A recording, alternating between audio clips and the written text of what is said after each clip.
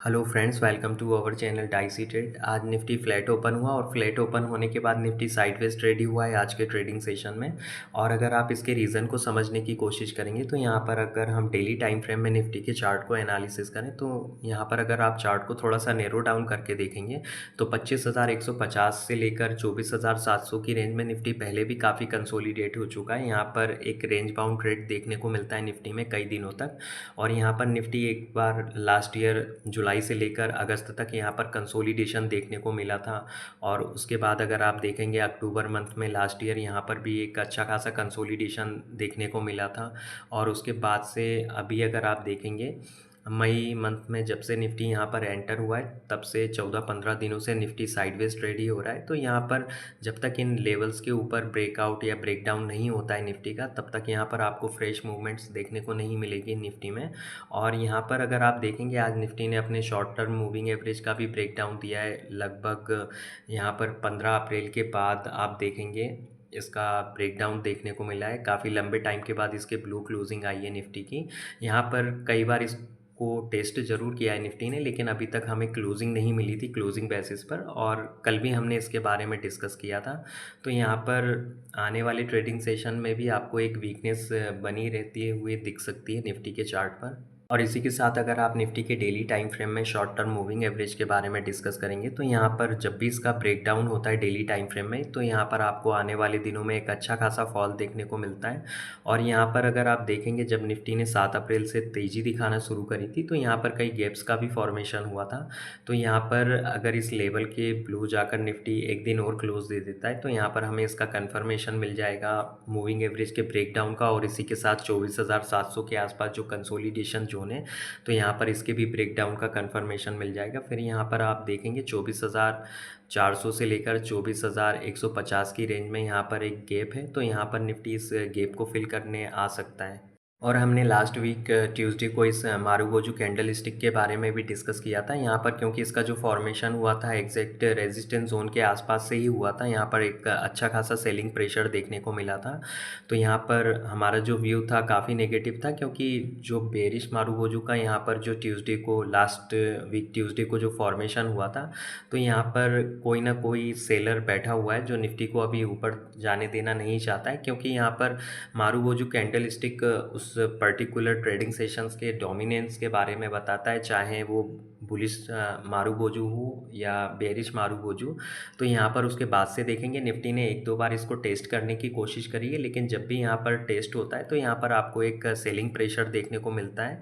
और यहाँ पर अगर आप प्रीवियस में भी इस चार्ट को थोड़ा सा नैरो डाउन करके देखेंगे तो यहाँ पर 17 अक्टूबर के आसपास एक मारुगोजू कैंडल स्टिक का फॉर्मेशन हुआ था। और यहाँ पर उसके बाद निफ्टी साइडवेज ट्रेड ही हुआ था। लेकिन फिर यहाँ पर जब 24,700 के लेवल का डिसाइसिवली ब्रेकडाउन हुआ तो यहाँ पर एक अच्छा खासा फॉल देखने को मिला। लेकिन यहाँ पर पहले से ही उस टाइम पर शॉर्ट टर्म मूविंग एवरेज का ब्रेकडाउन भी था। लेकिन यहाँ पर अभी हमें आज के ट्रेडिंग सेशन में इसका ब्रेकडाउन देखने को मिला है। तो आने वाली ट्रेडिंग सेशन में निफ्टी में वीकनेस आते हुए देख सकते हैं आप। और हम पिछले काफ़ी टाइम से निफ्टी में यहाँ पर डिस्कस करते आ रहे हैं कि जब तक निफ्टी 25,150-60 के आसपास क्लोजिंग बेसिस पर क्लोज नहीं होता है तब तक यहाँ पर आपको तेज़ी देखने को नहीं मिलेगी। और यहाँ पर अगर निफ्टी 24,800 के बिलो जब तक क्लोज नहीं होता है तब तक यहाँ पर हमें एक सेलिंग प्रेशर भी देखने को नहीं मिलेगा। लेकिन यहाँ पर आज 24,800 के नीचे क्लोज हुआ है तो ये निफ्टी के लिए काफ़ी नेगेटिव साइन है। और हम निफ्टी के डेली टाइम फ्रेम में पिछले काफ़ी दिनों से रेगुलर बेरिश डाइवर्जेंस के बारे में डिस्कस करते आ रहे हैं। यहाँ पर अगर आप MACD और RSI इन दोनों ही इंडिकेटर्स को देखेंगे तो यहाँ पर ये हमें काफ़ी दिनों से ओवरबॉट के साइन देखने को मिल रहे थे इन दोनों ही इंडिकेटर्स में। और यहाँ पर इस ट्रेंड लाइन का भी ब्रेकडाउन हुआ है, चाहे वो MACD पर हो या RSI में। और अगर आप इन दोनों ही इंडिकेटर्स की मूवमेंट को चार्ट पर कोरिलेट करके एनालिसिस करेंगे तो ये हमें तीनों एक ही डायरेक्शन में ट्रेड होते हुए दिख रहे हैं। और यहाँ पर अगर हम इस ट्रेंड लाइन को थोड़ा सा एक्सटेंड करते हैं तो यहाँ पर जो अगला बड़ा रेजिस्टेंस निकल के सामने आ रहा है निफ्टी में 25,160-70 के आसपास। क्योंकि जो ट्रेंड लाइन की ट्रेड साइकोलॉजी होती है तो यहाँ पर हमेशा जो रेजिस्टेंस है वो ऊपर की तरफ शिफ्ट होता जाता है। और निफ्टी के डेली टाइम फ्रेम में हम कई बार यहाँ पर राइजिंग चैनल के बारे में भी डिस्कस कर चुके हैं अपने कई वीडियोस में, आप उनको जाकर देख सकते हैं। और यहाँ पर अगर आप देखेंगे, क्योंकि निफ्टी काफ़ी टाइम से इस राइजिंग चैनल में ट्रेड हो रहा था, यहाँ पर हमें हायर हाई हायर लो लगते हुए दिखाई दिए थे। और लास्ट वीक ट्यूसडे को मारुबोजू कैंडल स्टिक के साथ यहाँ पर इसका ब्रेकडाउन हुआ था, और उसके बाद से निफ्टी एक भी बार राइजिंग चैनल की जो सपोर्ट लाइन है उसको रिक्लेम नहीं कर पाया। यहाँ पर एक दो बार अटेम्प्ट ज़रूर हुआ है राइजिंग चैनल को रिक्लेम करने का, लेकिन यहाँ पर निफ्टी फेल हुआ है। और यहाँ पर आप देखेंगे 24,750 के आसपास काफ़ी कंसोलिडेट भी हो चुका है पहले भी निफ्टी। तो यहाँ पर अगर डिसाइसिवली एक दिन हमें और ब्रेकडाउन मिलता है या क्लोजिंग मिल जाती है 24,730-40 के आसपास, तो यहाँ पर हमें राइजिंग चैनल के ब्रेकडाउन का भी कंफर्मेशन मिल जाएगा। हालांकि ब्रेकडाउन हो चुका है, लेकिन यहाँ पर काफ़ी कंसोलिडेट हो चुका है पहले भी निफ्टी, तो यहाँ पर थोड़ा सा वेट एंड वॉच करना काफ़ी ठीक होगा, नहीं तो आप ट्रैप भी हो सकते हैं। निफ्टी के डेली टाइम फ्रेम में यहाँ पर पीनेंट चार्ट स्ट्रक्चर का भी फॉर्मेशन हो रहा है। तो यहाँ पर आप देखेंगे जैसे जैसे निफ्टी का प्राइस इस पीनेंट चार्ट पैटर्न की नैरो रेंज की तरफ जा रहा है, तो यहाँ पर आपको वॉलेटिलिटी श्रिंक होते हुए दिखेगी। पीनेंट चार्ट पैटर्न यहाँ पर बुलिश या बेरिश हो सकता है, डिपेंड करता है यहाँ पर इसका ब्रेकडाउन सबसे पहले होता है या ब्रेकआउट होता है। अगर निफ्टी आने वाले दिनों में यहाँ पर 24,940-50 के आसपास क्लोजिंग दे देता है क्लोजिंग बेसिस पर, तो यहाँ पर इसका ब्रेकआउट हो जाएगा और एक अच्छा खासा आप मूव देखने को मिलेगा। और इसी के साथ यहाँ पर अगर आने वाले कुछ ट्रेडिंग सेशंस में निफ्टी अगर 24,720-30 के लेवल को ब्रेक डाउन देकर यहाँ पर इसके ब्लो ट्रेड करना शुरू कर देता है, तो यहाँ पर आपको एक अच्छा खासा फॉल आते हुए भी देख सकते हैं।